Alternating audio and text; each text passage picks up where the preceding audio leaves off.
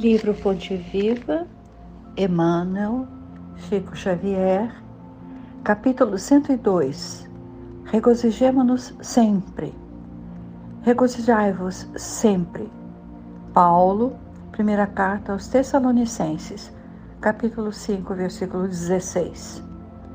O texto evangélico não nos exorta ao júbilo somente nos dias em que nos sintamos pessoalmente felizes. Assevera com simplicidade: regozijai-vos sempre. Nada existe no mundo que não possa transformar-se em respeitável motivo de trabalho, alegria e santificação. E a própria natureza, cada dia, exibe expressivos ensinamentos nesse particular. Depois da tempestade, que arranca raízes, mutila árvores, destrói ninhos e lameia estradas, a sementeira reaparece. O tronco deita vergônteas novas, as aves refazem os lares suspensos e o caminho se coroa de sol. Somente o homem, herói da inteligência, guarda consigo a caratonha do pessimismo por tempo indeterminado, qual se fora gênio irado e desiludido, interessado em destruir o que lhe não pertence. A ausência continuada de esperanças e de alegria na alma significa evolução deficitária. Por toda parte, há convites à edificação e ao aprimoramento, desafiando-nos à ação no engrandecimento comum. Ninguém é tão infeliz que não possa produzir alguns pensamentos de bondade, nem tão pobre que não possa distribuir alguns sorrisos e boas palavras com os seus companheiros na luta cotidiana. Tristeza de todo instante é ferrugem nas engrenagens da alma. Lamentação, quanto mais, é ociosidade ou resistência destrutiva. É necessário acordar o coração e atender dignamente à parte que nos compete no drama evolutivo da vida, sem ódio, sem queixa, sem desânimo. A experiência é o que é. Nossos companheiros são o que são. Cada qual de nós recebe o quinhão de luta imprescindível ao aprendizado que devemos realizar. Ninguém está deserdado de oportunidade em favor de sua melhoria. A grande questão é obedecer a Deus, amando-o, e servir ao próximo de boa vontade. Ninguém solucionou semelhante problema dentro de si mesmo. Sabe que todas as criaturas e situações da senda são mensagens vivas em que podemos recolher as bênçãos do amor e da sabedoria, se aceitamos a lição que o Senhor nos oferece. Nesse sentido, pois, não nos esqueçamos de que Paulo, o timorato batalhador do Evangelho, sob tormentas de preocupações, encontrou recurso em si mesmo para dizer aos irmãos de luta: regozijai-vos sempre. Já conhecemos a carta aos Tessalonicenses, e no mesmo capítulo 5, mas agora temos o versículo 16. A leitura anterior tinha o título de Capacete da Esperança. Estamos lembrados? E só para a nossa fixação histórica e geográfica, quem sabe, vamos lembrar assim. Tessalônica era o nome da meia-irmã de Alexandre Magno, 300 anos antes de Cristo, e era um gênio militar. O general, marido de Tessalônica, em homenagem a ela, reconstruiu a cidade e deu o nome de Tessalônica. Paulo sai de Filipos para essa cidade da Macedônia, onde iniciou nova missão apostólica. A comunidade cristã cresceu. Lá se produziram todos os dons do Espírito, os fenômenos mediúnicos. ambiente de perseguição a Paulo, porém, se intensifica, principalmente por determinação de judeus preconceituosos e de má fé. Para Paulo, foi amargo despedir-se da igreja. Era afeiçoado aos Tessalonicenses e esses afeiçoados a Paulo. Consultei depois o livro Epístolas de Paulo à Luz do Espiritismo. Autor Antônio César Perry de Carvalho. Nosso amigo, né, Milagre Teresa, que já nos deixou muitas contribuições em áudio. Esse livro foi editado pela casa editora O Clarim.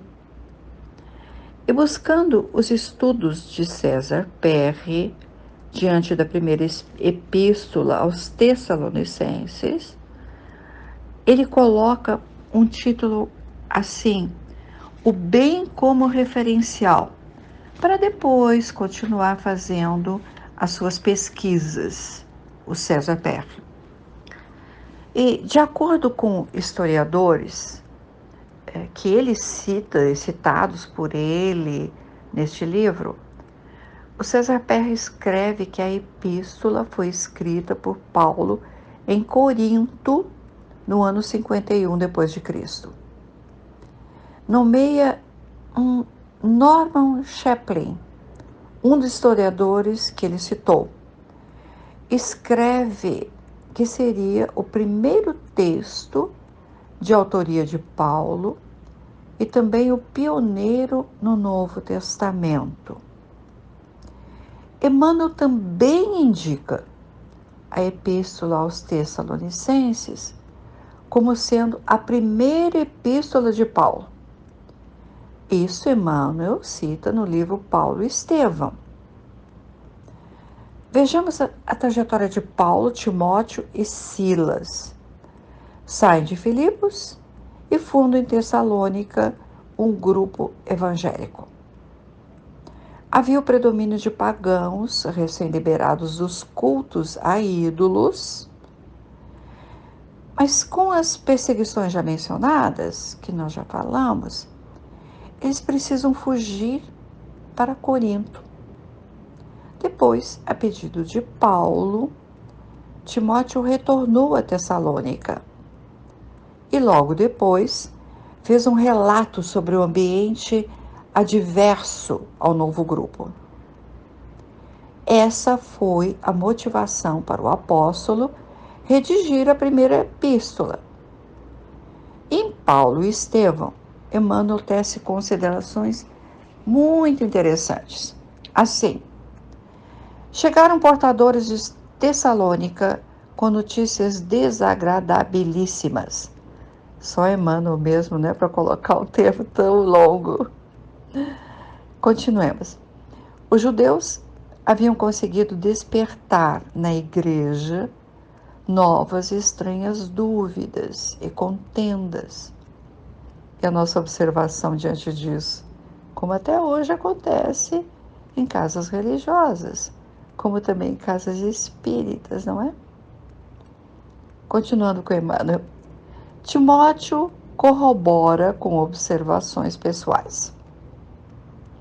Reclamavam a presença do apóstolo com urgência, mas este deliberou pôr em prática o alvitre do mestre, e recordando que Jesus lhe prometera associar Estevão à divina tarefa, julgou não dever atuar por si só e chamou Timóteo e Silas para redigir a primeira de suas famosas epístolas. Passando a decisão de Paulo para a atualidade, compartilhamento dos problemas com o grupo de irmãos ideal. Não é o que ele fez. E não é assim que também nós, em nossa casa, procuramos agir, compartilhar os problemas, procurar soluções em grupo, ouvindo a todos? Continuemos com Emmanuel. Então, A primeira epístola aos Tessalonicenses atende mais às necessidades locais.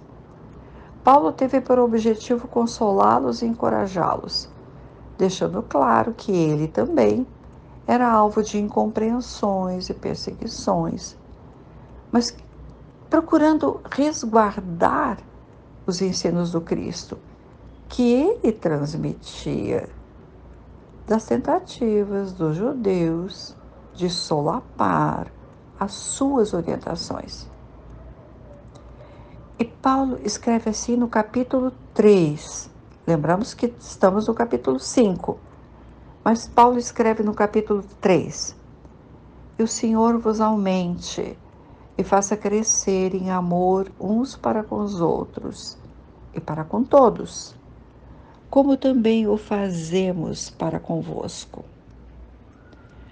Paulo estimula os companheiros à união de propósitos e à vivência da solidariedade.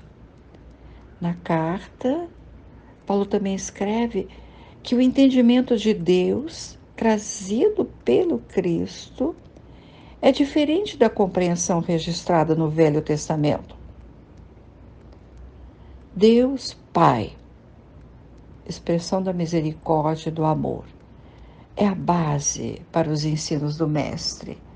É isso que Paulo tentava dizer. Emmanuel comenta esse versículo da epístola no livro Pão Nosso. E essa pesquisa no Pão Nosso é do Perry, do César Perry. Ele que encontrou no Pão Nosso o seguinte: quando se verifique a invasão da desarmonia nos institutos do bem, que os agentes humanos acusem a si mesmos pela defecção, quer dizer, pelo abandono aos compromissos assumidos ou pela indiferença ao ato de servir. E que ninguém peça ao céu determinadas receitas de fraternidade, porque a fórmula sagrada e imutável permanece conosco no amai-vos uns aos outros. Paulo fala aos pagãos que conheceram os ensinamentos do Cristo, como fala também Paulo para os cristãos de agora, que nem sempre cultivam a harmonia em seus ambientes de trabalho fraterno. Receitas de fraternidade, diz Paulo, a fórmula sagrada permanece. Amai-vos uns aos outros. Continuemos agora com o capítulo 5, onde está a epígrafe que diz assim: E rogamo-vos, irmãos, que reconheçais os que trabalham entre vós e que presidem sobre vós no Senhor e vos admoestam. Rogamo-vos também, irmãos, que admoesteis os desordeiros, consoleis os de pouco ânimo, sustenteis os fracos e sejais pacientes para com todos. Regozijai-vos sempre, orai sem cessar. Paulo faz recomendações práticas para o iniciante grupo de Tessalônica, com base sempre nos ensinos do Mestre e considerando o contexto daquela época. Na situação do momento, perseguições aleatórias, Paulo não concorda que seus discípulos desviem-se dos ensinamentos de Jesus, porque ele, Paulo, concorda com o Senhor de regozijar-se, que não se espantem com as dificuldades e imprevistos. E no conjunto da carta vem um versículo que conhecemos, mas que nos merece a máxima atenção. Examinai tudo, retende o bem. Paulo propõe um critério de análise fundamentado na vida cristã e no não julgueis, mas examinai tudo, retende o bem. Allan Kardec, depois, nas obras básicas, vai tratar dessa questão de análise de conteúdos e tratar da análise também da mediunidade. Bem, muitos tessalonicenses da época podem ter tomado o bem como referencial para atitudes e ações. E assim nós agora também desejamos agir, tomando como referencial o bem para atitudes e nossas ações.